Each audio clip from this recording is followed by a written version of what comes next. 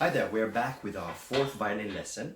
And this time, now that you've managed to fiddle a little bit with your violin, pun intended, we have to discuss a few things about maintenance of the violin. So, you should take some cloth, okay, and go underneath the strings and pull it upwards until you almost reach the nut. Do the same by going underneath the fingerboard. Do the same a little bit here and here. But where does this all come from? This is actually something that I didn't mention, which you should be doing, especially if you have a new bow which has not been used before. You probably notice that it is skidding on the fingerboard a little bit. So what you're going to find in your kit, or if you buy them separately, it's also fine, is rosin or resin. Okay, it comes from the trees. It undergoes a certain process to make it hardened. Here it is. This is just one example. And there's a trick. So the first time when you use it, it will just not rub off. What you need to do is scratch it with a pin. Just the beginning. Mind you, do not let it fall. It just will break into pieces, into shards. What I do is I place my thumb. I'm right-handed, so I'm placing my right thumb this way, covering the silver part here. So, and I just rub it firmly, okay? The more you do, you see that it becomes a bit more opaque, okay? That's the way I know that it's rubbing off and it's leaving the residue on the bow, on the hair of the bow. And I do that, and I rub it in each part of the hair for a little bit of time. I should just screw this a bit more, of course, and I do that. Okay, this is going to look like a white powder on the violin. Now you'll notice that if I take my violin, you can just about make this white color here, and it just starts sticking on the violin. That's not very good over time. It's also not very aesthetic. Okay, so that's one thing we have to discuss. So remember this trick that I told you about covering here, because otherwise you're going to bang it one time and then it's going to break into pieces. So that's just a bit of a pity. Another thing you'll notice is that bows can lose their hair. They get torn. So this is another bow. I have many bows at home, and they're good when you give your bow to the bow maker for rehairing. If it's a good bow, you do that. If it's just manufactured by an industrial one, sometimes it's not worth the money. But here we have another one. You'll notice it's a bit yellowish because I've not used it for a very long time, and also this is the way they come. Usually they're a bit more yellow. This white one is because I put rosin in it. This, you can see, has much more hair than this one, especially on its left side because of the inclination of the bow. The way we place it, tiny little bit, the bow is a bit inclined, more hair facing me. So that's the reason you get hair torn.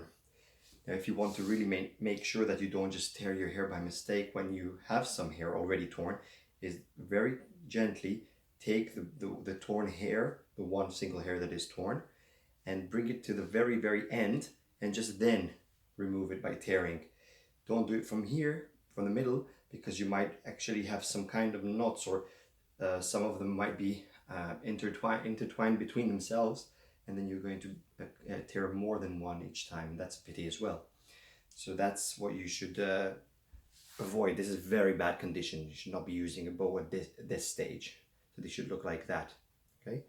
Also, if you really have a filthy bow, because has a lot of oily residues, because people touched it. Mind you, don't touch it yourself.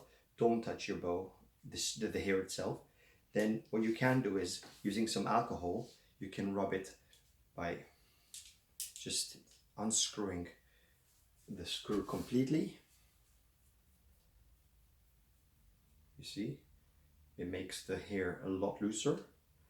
Take it with a cloth and rub it very well until all the filthy stuff comes off. But then again, you'll find that the bow will not play anymore again, So you will have that process to redo completely from anew with the rosin again. So that's a little bit about the maintenance of the bow. The violin should be kept in good conditions. So that means roughly 60 to 70 degrees Fahrenheit, which is give or take 15 and a half, 16 degrees centigrade to about 21 degrees centigrade or 22. Those are good temperatures for the wood.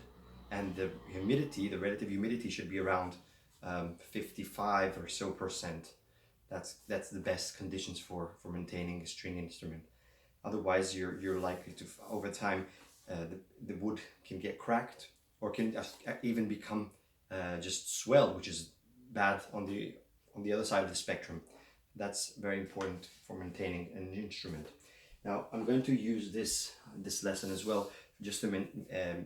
I've received a private comment by a student who sent me a video of him playing, and I noticed he was playing with a Baroque bow. Now, a Baroque bow is something that looks a bit like this. Okay, you can compare it. I don't know where he got it. I know where I did, but I don't know where he got it. So you see, it's very different in style, and it's also shorter. Can you see? It is much more pointy at the end. It's pointed differently, and when you play with these, the actual curvature has to be the other way around. So it has to be this way. Okay, that's the way to play it. But there was no reason for him to be using such a bow, and also the holding is different. It's much higher, so we actually use much less bow to produce sound and weight, and everything is, now that you already know a little bit about that, you can understand that it's very, very different, the way you have to split the weight of your arm and the pressure. So unless you really know and have a good instructor for using Baroque bow for Baroque violin, also you need one, because these are not compatible. There's also another kind of bow which is called a transitional bow, which is something in between. There's no reason, I think, unless you want to learn to play that kind of music, it doesn't make very much sense to me why somebody would be using that now. And the last thing I wanted to mention today is correct bow holding. Another student sent me a video showing me what he understood from one of our lessons in the previous ones, and he was doing this. So you remember we were discussing the parallel bow. Now, a parallel bow would be done by the movements we discussed in lesson ago, but 2 lessons ago, sorry. But also, if you noticed, it's very important that you keep the wood passing through this segment of your finger, of the index finger. Okay, so you have these two segments falling over, and that will be like a track for your bow. It doesn't enable it to move off too much, you see. I really need a lot of power, and it makes everything slip. So this way it keeps it very firm in place. Of course, I myself sometimes do this.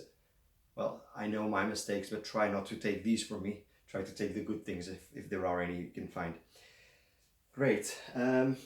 So, and the last thing, really last thing for today, is to mention how much do I need to stretch the bow in order for it to play? How much do I need to fasten this? So, a rule of thumb is never get to a parallel situation. That is too much. Okay, so anything below is in the good area. Okay, because when these are manufactured, they use secret tricks for bow makers, and it's magic, and they use fire and water and all the other elements in the world, and so to make these things. So the natural curvature, when it is relaxed, is actually very curved. Okay, and we want to maintain the elasticity of the bow and not to overdo. So always maintain it below parallel. Okay, and I would do something which is approximately, give or take, just a bit over half an inch. So let's say 7 or 8 millimeters, or even in my bow you can even reach 1 centimeter distance, and that is still fine. But also that it really depends on what you're going to play. And that's just time. So when we get to that, we might discuss these, but I think you'll feel it by yourself. Sometimes you need more, sometimes less. Humidity changes this very much. So sometimes you'll feel you actually have to go more, because the more humid it is, the more the more the hair itself stretches. Now you know that I touched it, and that's a bad thing. So this area that has been touched might over time become greasy and blacker. Okay, but in this case I just washed my hands before, so I know I'm okay, I'm good to go. So I hope this complimentary lesson gave you some more things to think about, and I'm sure that you have still more things to practice from the first 3 lessons before. Good luck.